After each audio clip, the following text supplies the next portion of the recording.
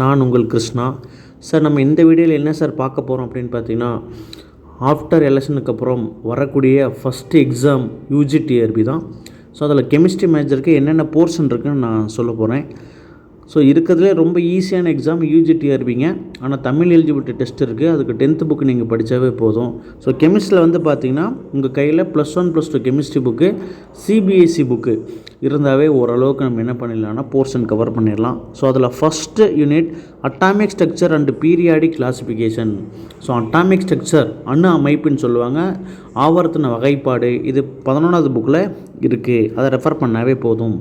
Next chemical bonding, வேதி பிணைப்புன்னு சொல்லுவாங்க, இது 11வது 10வது பாடத்தில் இருக்குது.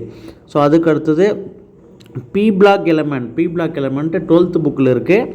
D block and F block element இதுவும் 12th புக்கில் 4வது பாடமாக இருக்குது. கோஆர்டினேஷன் கெமிஸ்ட்ரி இது 12th புக்கு பார்த்தாவே போதுங்க. அனாலிட்டிக்கல் கெமிஸ்ட்ரி சரிங்களா. ஸோ அனாலிட்டிக் கெமிஸ்ட்ரிக்கு பொறுத்தவரை இந்த பெரியார் யூனிவர்சிட்டியில் அல்லது மனோன்மணியம் சுந்தரம் யூனிவர்சிட்டியில் தமிழ் வழியில் ஒரு பேப்பராக இருந்துச்சு, பகுப்பாய்வு வேதியியல்னு சொல்லி தேர்ட் இயர்க்கு இருக்கும், அதை ரெஃபர் பண்ணால் போதும். கேசியஸ் ஸ்டேட்டு 11th புக்கில் 6வது லெசனாக இருக்குது. தெர்மோடைனமிக்ஸு 11ஆம் வகுப்பில் 7வது லெசனாக இருக்குது. கெமிக்கல் கைனடிக்ஸு 12th 7வது லெசனாக இருக்குது. கொலாய்ட்ஸ் அண்ட் சர்ஃபேஸ் கெமிஸ்ட்ரி 12வது 10வது லெசனாக இருக்குது.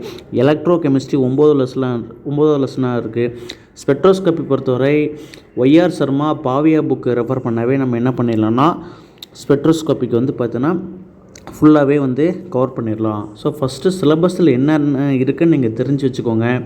அதுக்கப்புறம் என்ன பண்ணுங்கன்னா அந்த நோட்ஸ் நம்ம கையில் இருக்கணும். ஸோ யாருக்காவது வந்து தமிழ் வழியில் வந்து யூஜிடிஆர்பி கெமிஸ்ட்ரி நோட்ஸ் வேணும் சார் அப்படின்னா என்னுடைய டிஸ்கிரிப்ஷனில் என்னோடய நம்பர் இருக்குது, என்னை காண்டாக்ட் பண்ணுங்கள்.